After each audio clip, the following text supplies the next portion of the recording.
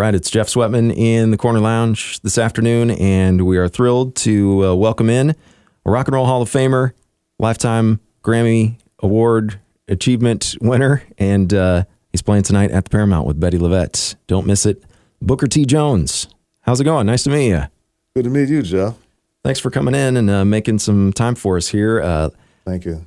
You're just one of those guys I don't even know where to start with questions or where to go about. I've been a longtime fan, and thank you. Of course, you were part of the kind of the Stax Records house band with Booker T and the MGs. Yeah. And looking back through your biography information, I didn't realize you were 18 years old when Green Onions came out, that first album. I was almost 18. Almost 18. Yeah. Green Onions came out in June of 62, and I turned 18 in November of that year. Man, and you had already kind of been, would you consider yourself like a child prodigy, sort of, as far as like music goes? Because it sounds like you were playing all different types of instruments. I've been called that. I wouldn't consider myself a child prodigy, but I was just a kid trying to learn a bunch of musical instruments. Mm-hmm. But yeah, people have called me that. It wasn't the keyboard or the organ that you started with, was it? It was something else. Yeah, well, the drum, naturally. Okay. That was my very first instrument, and then I had a ukulele, and then a baritone ukulele, and that kind of got me going with the strings. But I was fortunate enough to have my father buy a clarinet for me when I was in fourth grade, and the school had an oboe in the band room, and that's how I got in the band. Was I learned how to play the oboe and cut the reeds and trim the reeds and play that because no one was sitting in the oboe chair. Is that kind of why you went after that one? Because it was a little... Yeah, it was the only empty chair. Well, I was fourth grade, too young to be in the band, had to be in the seventh grade. Okay. But I showed them that I could play the oboe, so I was able to get in. Nice. We're talking with Booker T. Jones here in the Corner Lounge today before the show at the Paramount tonight, and we've got 2 final pairs of tickets to give away as well, so stay tuned for that. And thought we'd play one of the old school songs before we talk about this great new album that you got coming out later this year. Okay. And everything. Did you have a particular favorite from maybe those early days that you wanted to play for us on the radio today here on the corner? You could play Green Onions. That'll work. Yeah, sounds good to me. How about we do that? That's my favorite, yeah. All right, it's Booker T. Jones here in the Corner Lounge with us on 106.1 The Corner. Green Onions, of course, the song that got it all started for Booker T. and the MGs.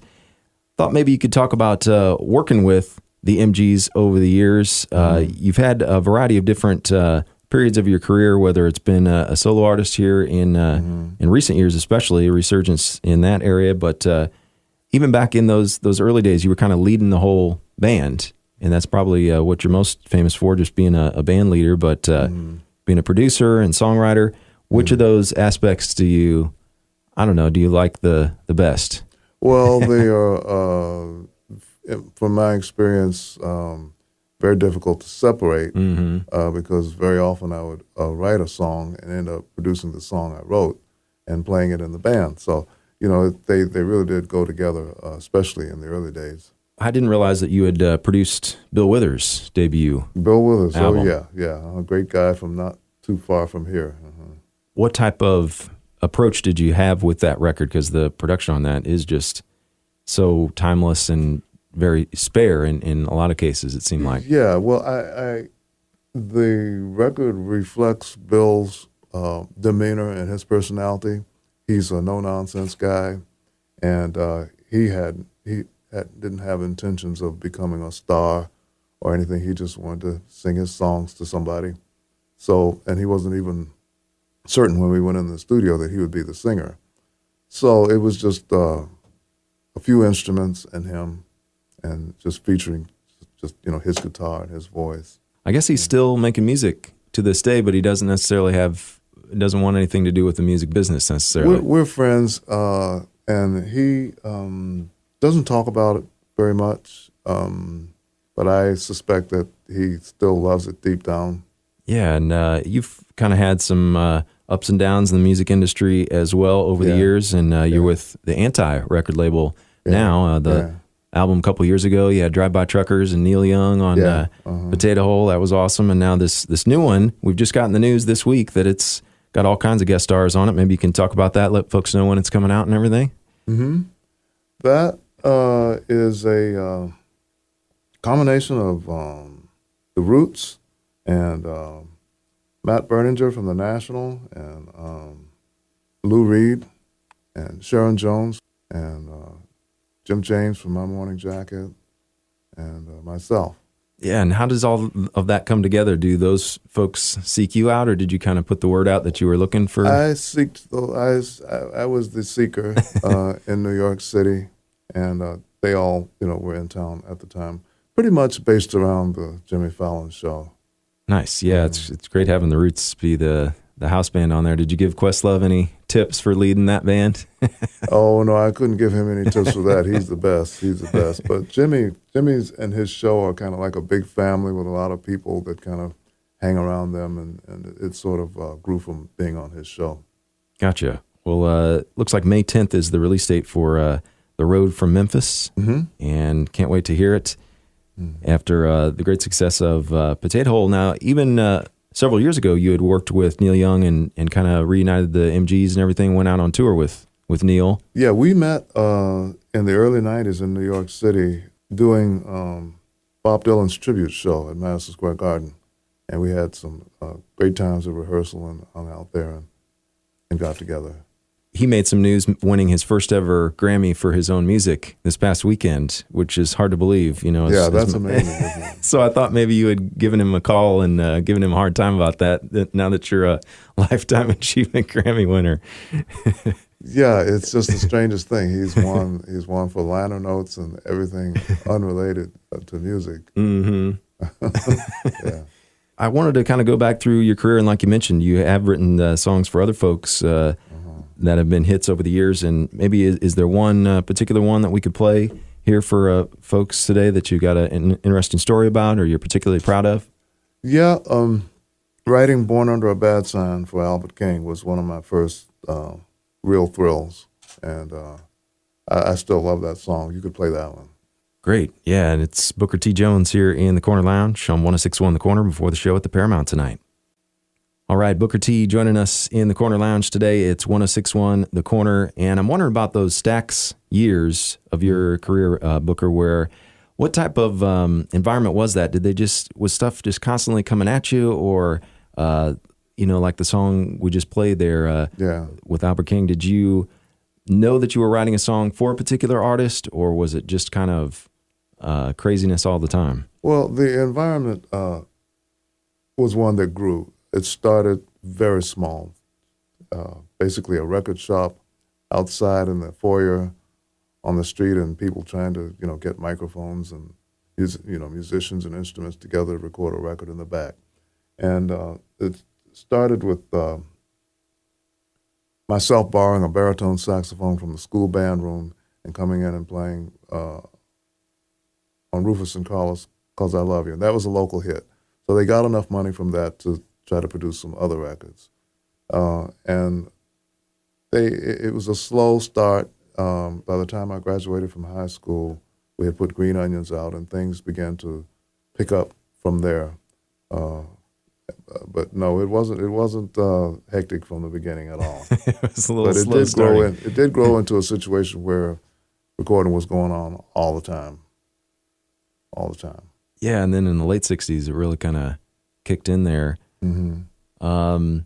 Why did you end up kind of going towards the organ as your instrument of choice? That happened by accident. My piano teacher had an organ in her dining room, and I could see it from the place where I was taking my piano lessons. I always wondered what it was. I thought maybe it was a break front with some china in it. It was a big wooden cabinet, right. And the top was never off. So one day I asked her about it, what was it? And she said, "Oh, that's a Hammond organ, but you don't want to know about that. The lessons are very expensive, and you don't have enough money for that." And so I asked her to show it to me. She did, and so I got a paper route and was able to get money enough to get organ lessons.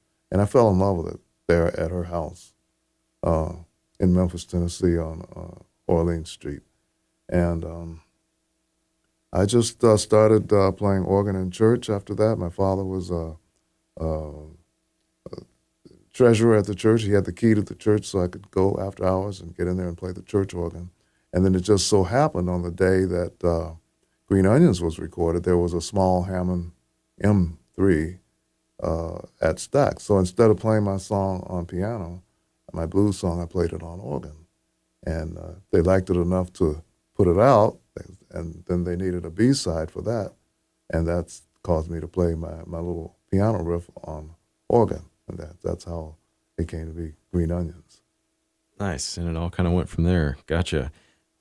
Is there a particular, now all these years later, do you have like a special model that you play, or you've had something specially designed for you, or are you still kind of partial to the old style stuff? I play the B3 because I can play all the sounds on it, but the original model was a small Spinet M3 organ, and it only had one speaker in the middle.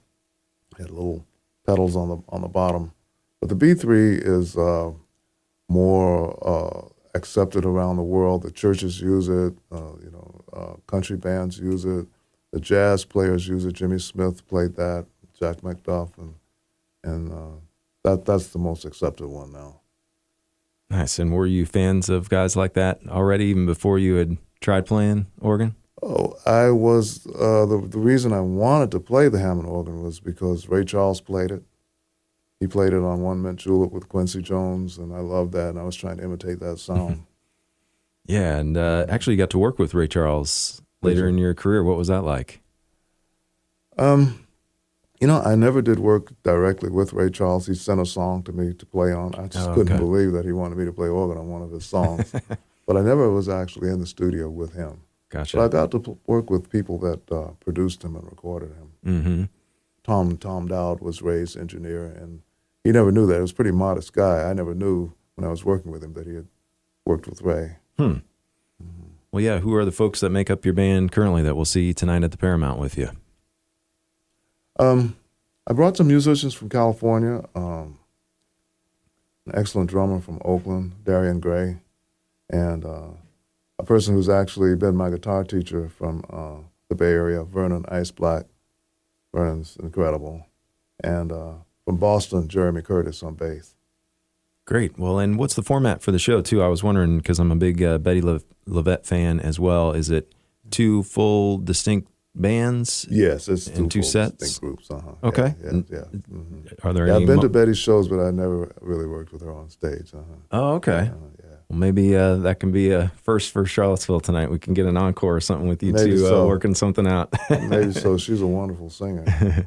Cool. Oh, and I was going to just ask you, too, we got a lot of Drive-By Truckers fans in the area. And how did you meet up with those guys? And I know Bettye LaVette did a whole album with them, too. Yeah, that was a coincidence. I met their ex-guitar player in Austin, Texas at South by Southwest, Jason. Mm-hmm. Jason Isbell, yeah. Yeah, Jason was telling me about the guys and telling me I should hear the band. And, oh, cool. And Jason and I did a little jam session on the street down there in Austin, and we had a good time. But that's how I heard about them. Okay. Nice, and it worked out from there. Great.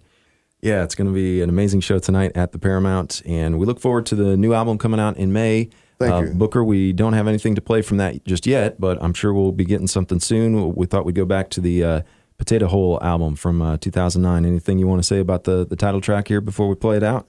Yes, this was a great experience for me with the Drive-By Truckers and Neil Young in Athens, Georgia, and this is the title track from it, Potato Hole.